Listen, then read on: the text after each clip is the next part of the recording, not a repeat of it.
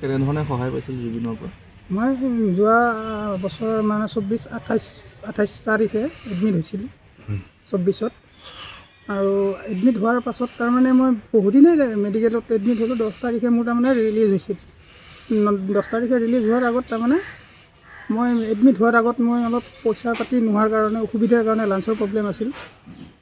মানে জুবিনদাৰ ওচৰত মই গৈছিলোঁ, জুবিনদাক লগ পাইছিলোঁ। লগ পাওঁতে কৈছিলোঁ যে মোক অকণমান সহায় কৰক। এনেকুৱা কওঁতে কৈছে ঠিক আছে মই মেনেজাৰক দি দিম, মেনেজাৰে দি দিব। মেনেজাৰেতো আৰু মোক ধৰক যাওঁতে নিদিলেই, 2-3বাৰ গ'লোঁ, তাৰপিছত নাপালোঁ। কিমান দিম বুলি কৈছিলে জুবিনদাই? 30,000 টকা সুধিছিলোঁ মই, 30,000 টকা দিম বুলি কৈছিলে।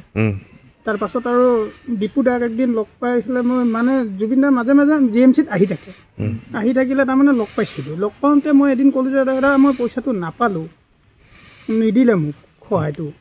এনেকুৱা কওঁতে মই দীপু দাক ফোন কৰি দীপু দাই আকৌ 9 তাৰিখে মোক 30,000 টকা কেছ পইচা হাতত দিছে আৰু তাৰপিছত আপুনি মেডিকেল ট্ৰিটমেণ্ট খৰচ কৰিলোঁ, কৰি মানে মই 10 তাৰিখে ৰিলিজ ল'লোঁ আৰু পইচাৰ খাতিৰত তাৰমানে ভালকৈ চিকিৎসা কৰিব নোৱাৰিলোঁ। কি কৈছিল সিদ্ধাৰ্থই? কিমান ঘূৰিবলগীয়া হৈছিল সেইটো সময়ত? কিমান মানে গৈছিলোঁ 2-3বাৰমান গ'লোঁ আৰু কেতিয়াবা গ'লে লগে নাপাওঁ। নাই বুলি কয় নেকি? নাই বুলি কয়। সিদ্ধাৰ্থই কি কৈছিল সেইটো সময়ত?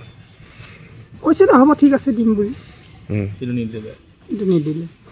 পইচাটো লোৱাত আপোনালোক দীপুদাই সহায় কৰিলে? হয়, দীপুদাই 30,000 টকা কেছ পইচা মোৰ হাতত দিছে। তেনেকৈ মই মেডিকেল ট্ৰিটমেণ্ট কৰিছোঁ।